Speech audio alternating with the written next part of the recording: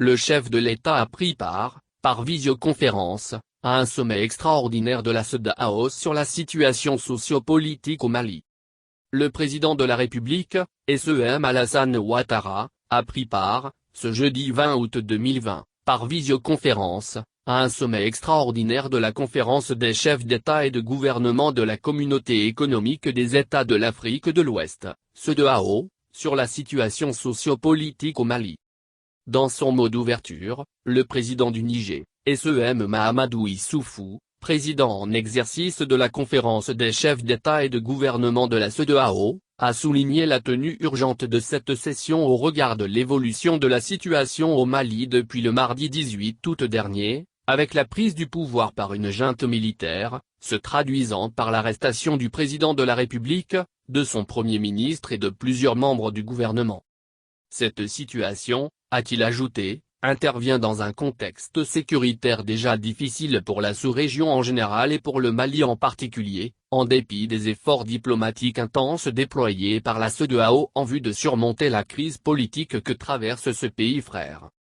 À cet égard, il a rappelé les différentes actions et médiations entreprises par l'organisation sous-régionale pour juguler cette crise, notamment la session extraordinaire consacrée exclusivement à la situation au Mali, tenue le 27 juillet dernier, et qui a abouti à la prise de mesures fortes de sortie de crise. Lesquelles mesures avaient commencé à être mises en œuvre, en particulier la recomposition de la Cour constitutionnelle et son installation effective ainsi que la reprise du dialogue politique entre les différents acteurs, lorsque, contre toute attente, l'on a assisté à l'intrusion de l'armée sur la scène politique.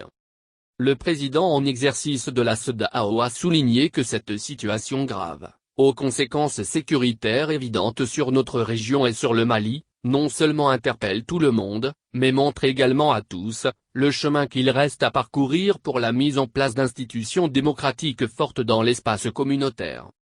Face à cette situation, il a rappelé le communiqué produit le mercredi 19 août 2020, par la CEDEAO, qui a condamné avec la plus grande fermeté, le renversement par des militaires putschistes, d'un gouvernement démocratiquement élu, de son président, SEM Ibrahim Boubacar Keïta, tout en déniant catégoriquement à ces militaires, toute forme de légitimité et en leur exigeant le rétablissement immédiat de l'ordre constitutionnel.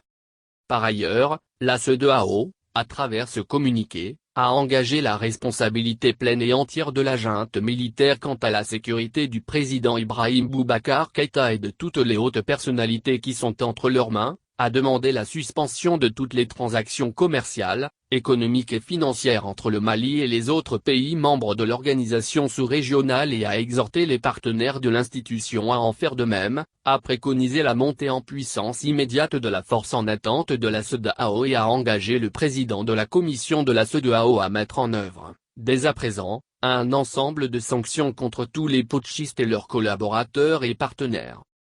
Le président en exercice de la CEDEAO a souligné que le présent sommet visait à examiner ces différentes mesures et, le cas échéant, les compléter dans la perspective d'un retour rapide à l'ordre constitutionnel, conformément au protocole additionnel sur la bonne gouvernance et la démocratie dans l'espace communautaire.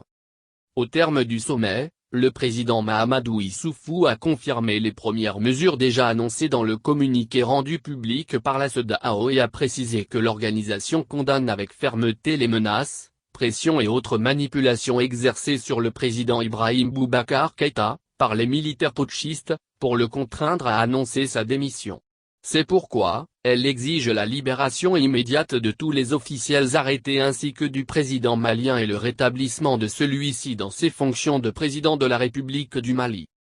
Il a aussi réaffirmé la fermeture de toutes les frontières aériennes et terrestres ainsi que l'arrêt des transactions économiques, commerciales, financières entre les pays membres de la CEDEAO et le Mali, à l'exception des denrées de première nécessité, de l'électricité et du carburant. Toutefois, il a rappelé que le cadre de dialogue institué par la CEDEAO reste valable, et le médiateur, M. Goodluck Jonathan, ancien président du Nigeria, disponible, pour continuer sa mission de rapprochement de toutes les parties et de réconciliation du peuple malien. Pour terminer, Il a réaffirmé la volonté et la disponibilité de la CEDEAO à poursuivre le dialogue inclusif, avec pour objectif fondamental le retour, dans les plus brefs délais, au calme et à une situation institutionnelle normale dans ce pays. Un autre sommet, toujours consacré à la situation socio-politique au Mali, est prévu dans une semaine.